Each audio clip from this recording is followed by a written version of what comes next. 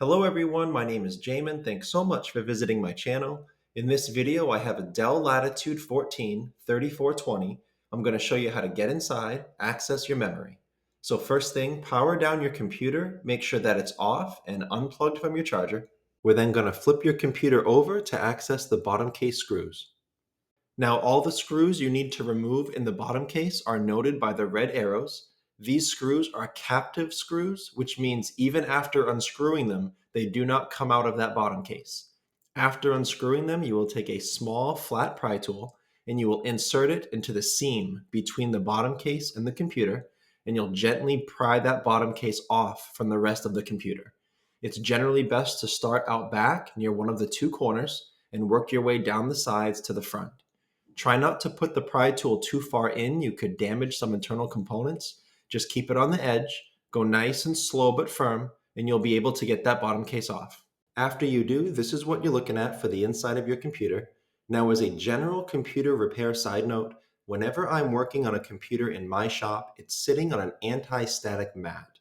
Either that or an anti-static bracelet are great ideas to avoid damaging anything in your computer when you're working on it.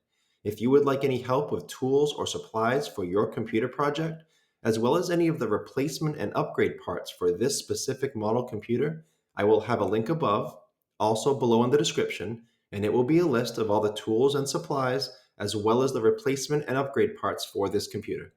Now, before touching anything in a computer, it's always best to unplug your battery first.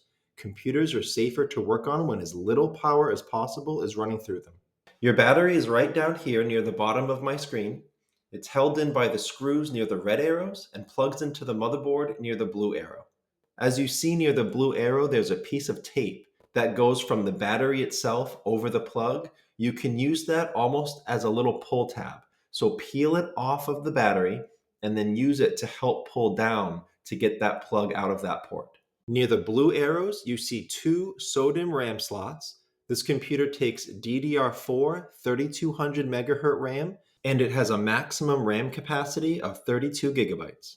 I will have all that information below in the description for your reference, but I will also have several replacement and upgrade options for you in that list I told you about, with all of the tools, supplies, and replacement parts for this model computer.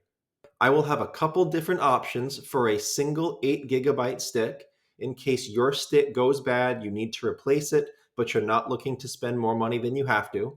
I will also have a couple different options for a 16 gigabyte kit, which would include two 8 gigabyte sticks, one for each port. The reason why I include a couple different options is because RAM tends to sell really fast. People like upgrading their RAM. So I have two options there. So if one is unavailable, hopefully the other one will still be available.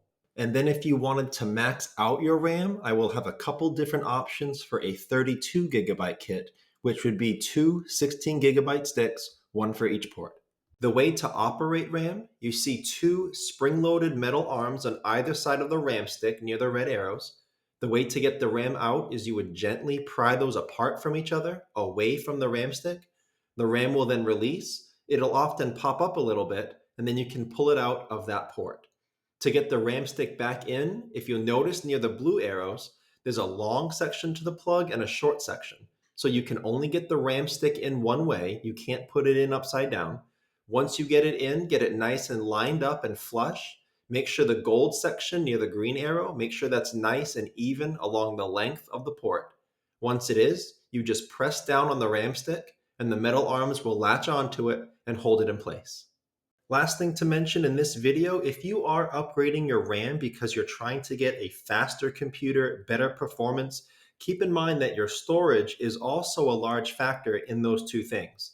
This computer does have some good storage upgrade options. If you want to learn more about that, check out the video that pops up when this one's done, and I'll explain more about your storage. If you have any questions, guys, check out the FAQs in the description. It could save you some time getting an answer. If you do need to leave me a question or comment, please do. I try to check those a couple times a day at least.